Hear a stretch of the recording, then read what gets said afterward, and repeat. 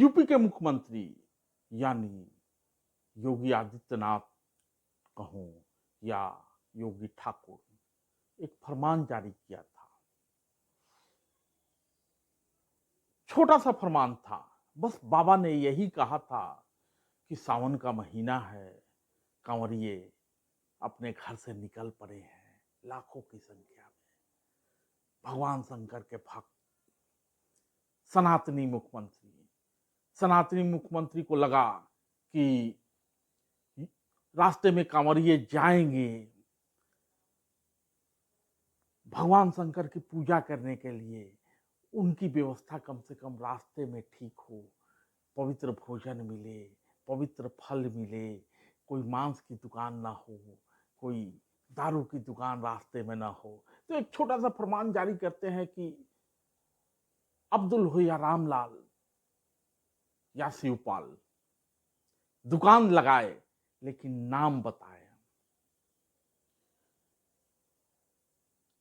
ये नहीं था कि शिवपाल को दुकान नहीं लगाना है या अब्दुल को नहीं लगाना। हाँ, एक मन में एक डर, सनातनी हिंदुओं के मन में ये डर होता है कि अब्दुल जब भी दुकान लगाता है और फल बेचता है तो थूकता जरूर है, क्योंकि पहले भी ऐसे वीडियो सामने आ चुके हैं। तो एक योगी बाबा और उनकी टीम के मन में रहा होगा कि ऐसा फरमान जारी किया जाए कि ठीक है, आप अब्दुल का थूका हुआ फल ही खाना चाहते हैं या रामलाल का फल खाना चाहते हैं, तो आप ग्राहकों को उसकी पहचान हो कि हाँ कौन बेच रहा है, दुकान किसकी है। लेकिन योगी बाबा का इतना कहना था कि पक्ष विपक्ष जितने भी लोग थे सब लोग निशाना साधने लगे, यहां तक कि मिलॉर्ड भी बीच में कूद पड़े और मिलॉर्ड ने योगी के फरमान पर रोक लगा दी। अब योगी को जिसको संदेश देना था वो संदेश उन तक पहुंच गया है। दरअसल भाजपा में हमेशा से ही सॉफ्ट हिंदुत्व और कठोर हिंदुत्व का दौर रहा है।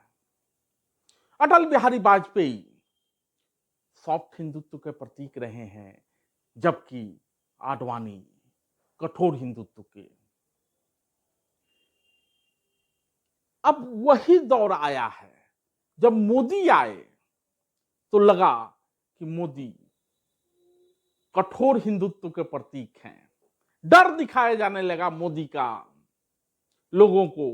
लेकिन धीरे धीरे जब जैसे जैसे समय गुजरता गया, मोदी सॉफ्ट हिंदुत्व की ओर बढ़ रहे हैं और योगी आदित्यनाथ हमेशा से कठोर हिंदुत्व के परिचायक रहे हैं। यही कारण है कि भाजपा में भी केवल पक्ष विपक्ष ही नहीं, भाजपा में भी योगी आदित्यनाथ के इस फरमान के बाद योगी को भाजपाइयों का भी साथ नहीं मिल रहा है। लेकिन योगी को भला कब फर्क पड़ा है, उनको जो संदेश देना था उन्होंने दे दिया। और सबसे बड़ी बात है कि योगी के इस फरमान पर सोशल मीडिया पर भी खासी प्रतिक्रिया दिख रही है। नित्य नए खुलासे हो रहे हैं, अब्दुल का भी भेद खुल रहा है और रामलाल का भी, और निशाने पर शिवपाल भी है। कई तरह की तस्वीरें आई हैं। जो तस्वीरें आई हैं वो काफी रोचक हैं और चौंकाने वाले भी। अलग अलग तस्वीरों के जरिए मंगरुआ अपनी बात कहेगा।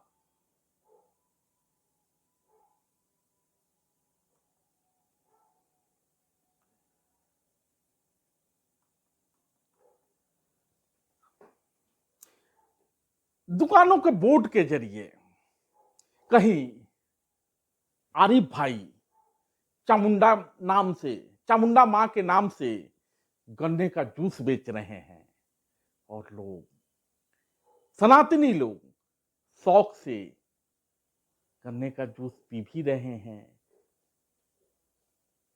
NH-58 पर गाजियाबाद से लेकर हरिद्वार तक सबसे पुराना रेस्टोरेंट रहा है गंग नहर फूड पॉइंट, और इसको चलाने वाले का नाम सामने आया है मोहम्मद तौकीद कुरैशी। चांदनी चौक फवारा चौक पर शीशगंज गुरुद्वारे के ठीक सामने एक दुकान है, गुरु कृपा डोसा कॉर्नर। मालिक का नाम है अनवर खान।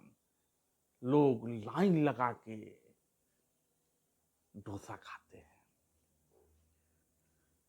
कहीं ठाकुर चिकन सेंटर का बोर्ड आपको दिखाई देगा, मालिक का नाम गुलफान खान, और बोर्ड पे लिखा मिलेगा हलाल चिकन उपलब्ध है। कई उदाहरण हैं, एक उदाहरण हो तो बात कही जाए, लेकिन कई उदाहरण हैं। दिल्ली के किशनगंज मार्केट में हिंदू रामजी गंगवाल मीट की दुकान चलाते हैं। दुकान के ऊपर उन्होंने अपना नाम लिखा है और यह भी लिखा है झटका मीट शॉप। लेकिन रामजी गंगवाल का दर्द यह है कि आज तक कोई मुसलमान उनके दुकान पर मीट खरीदने नहीं आया। ऐसा इसलिए कि उन्होंने अपना नाम लिख दिया है, उन्होंने अपना नाम लिख दिया है।